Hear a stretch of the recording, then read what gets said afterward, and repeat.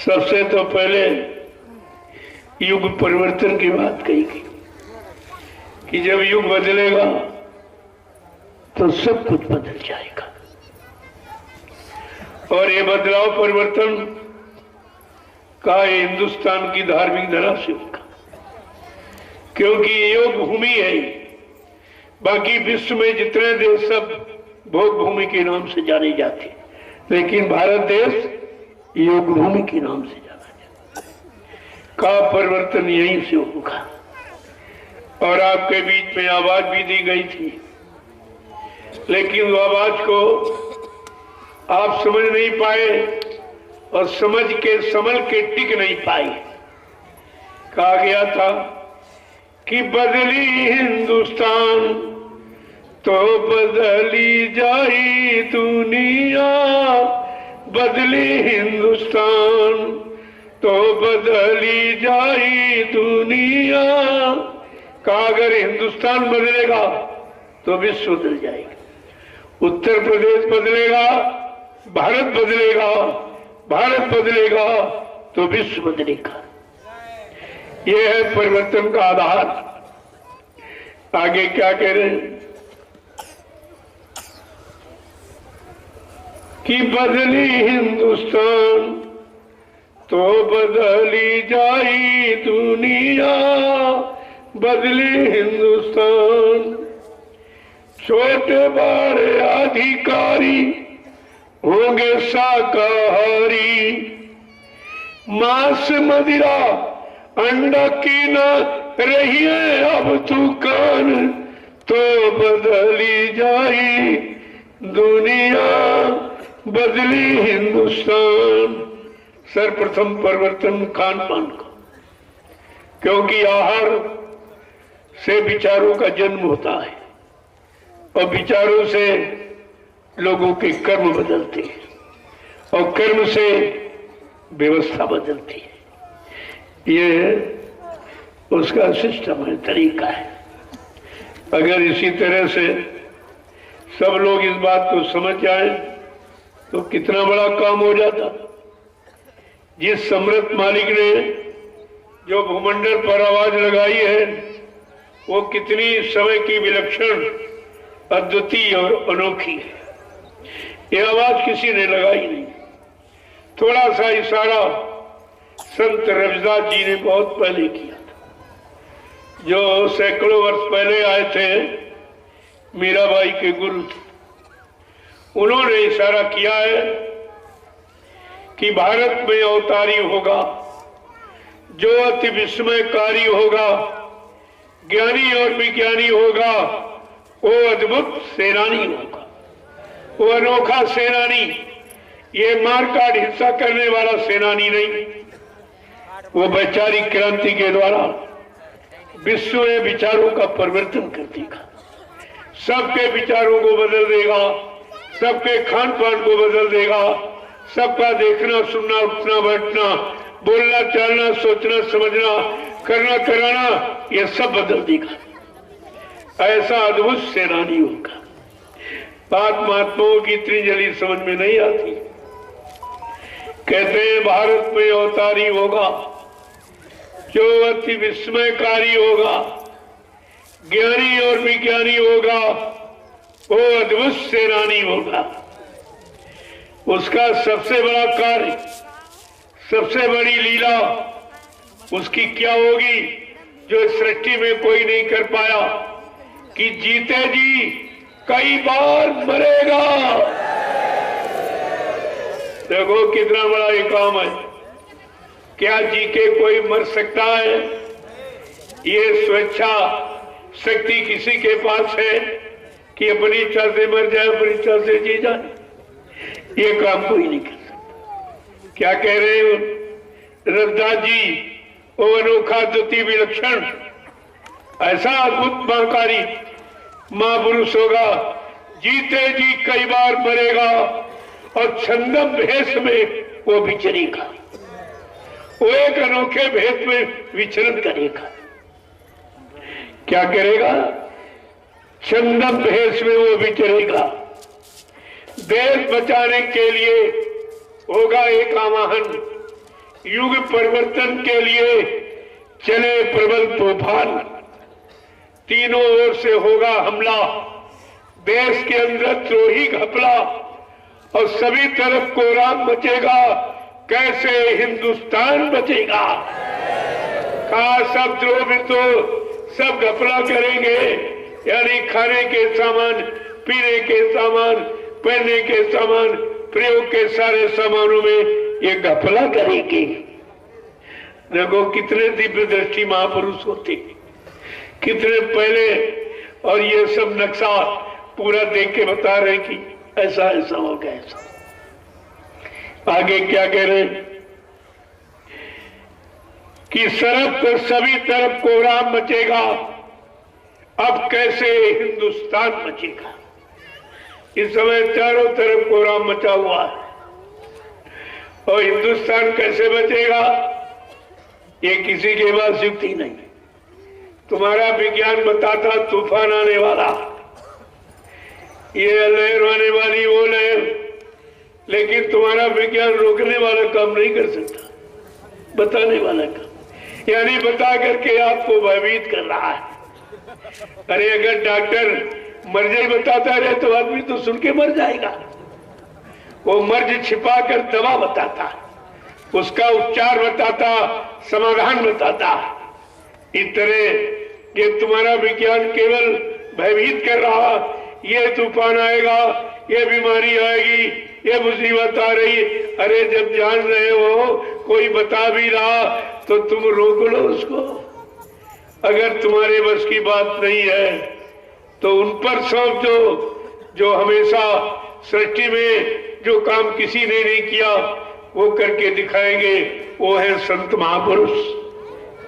लेकिन उनके पास जाने में शर्माते सब, इनको शर्म लगती है। और ये जनता मर रही इसमें शर्म नहीं, जनता रो रही इसकी शर्म नहीं, जनता परेशान मुसीबत आपत्तियों में, संघर्षों में, यानी सब में फंसी पड़ी है, इनमें शर्म नहीं आती। महात्माओं के पास सच्ची युक्ति पूछने और लेने में शर्म आती।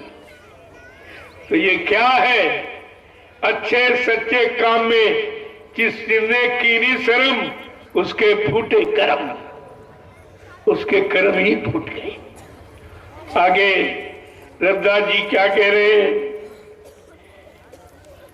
कि नेता, मंत्री और अधिकारी, देखो साफ साफ कह रहे, उन्होंने कोई लवारिस नहीं रखा, कोई डर भय नहीं सत्य कहने में कि जिसने किया है वही इसका भोक्ता बनेगा। नेता, मंत्री और अधिकारी, इनका नाम क्यों लिया जा रहा? कहा जिसने, इन्होंने भारत भूमि सताई, भारत माता को इन्होंने सताया और उसी भारत भूमि पर निर्दोष यानी जीवों की हिंसा करा रहे और उनके मांस की बिक्री करके देश चला रहे। क्या इस मांस की बिक्री से, शराब की बिक्री से मिलने वाला धन, क्या इससे देश चलेगा? देश सुरक्षित रहेगा? परेशानियां हटेंगी कि बढ़ेगी? मुसीबतें आएंगी कि चली जाएंगी? बीमारियां और बढ़ेगी कि घट जाएगी? ये विचार करना चाहिए, क्योंकि राजा के लिए लिखा है कि मतलब यानी बड़े साफ साफ शब्दों में, धर्मी राजा धर्मी प्रजा।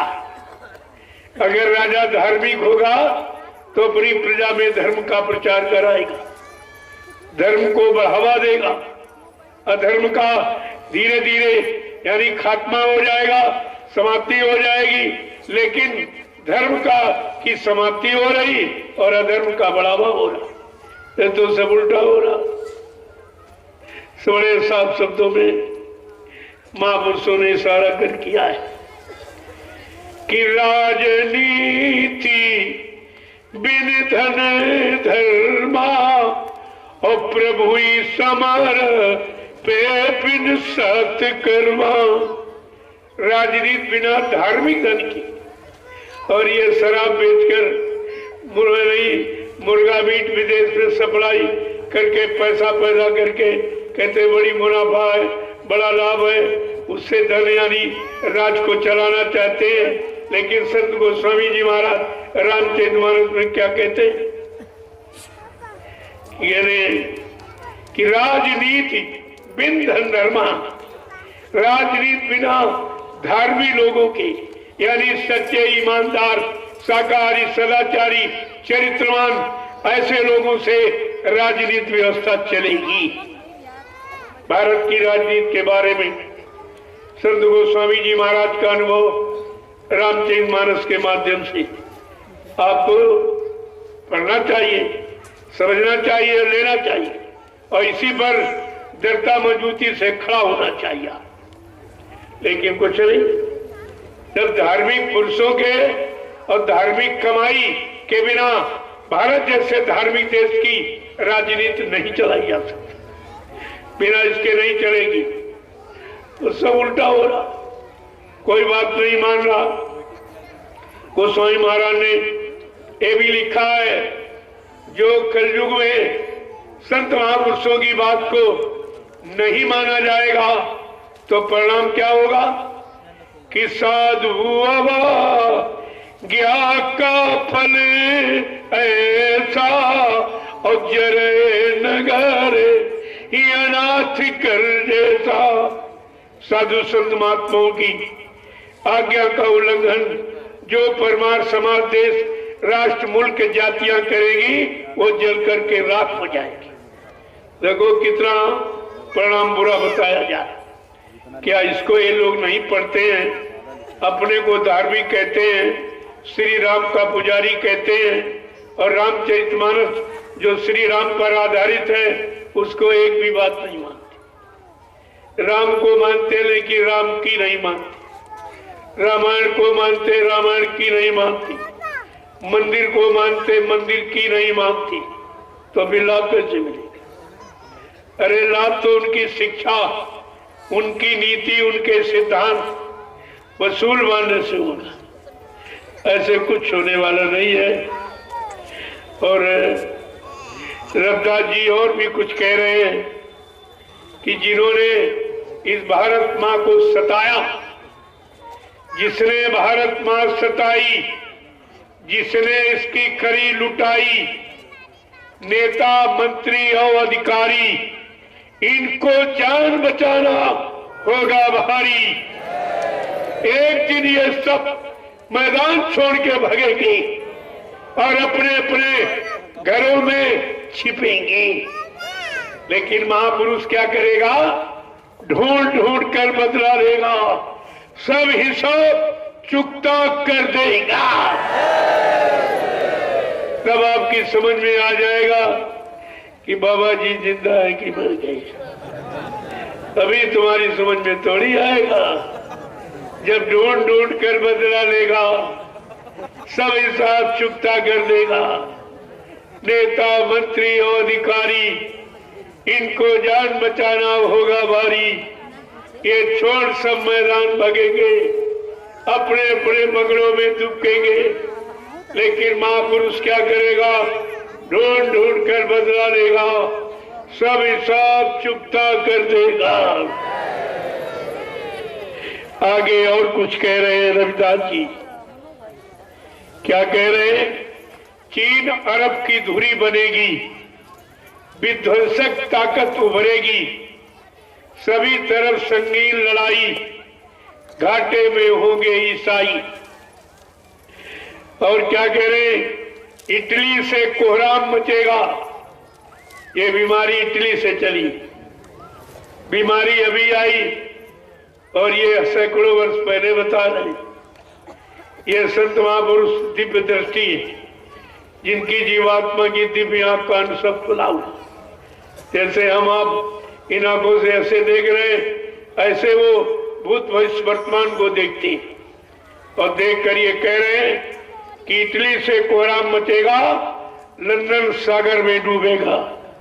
युद्ध तीसरा अति प्रलयकारी जो होगा, भारी संघारी भारत होगा, विश्व विजेता भारत होगा, विश्व का नेता, दुनिया का कार्यालय होगा, भारत में न्यायालय होगा।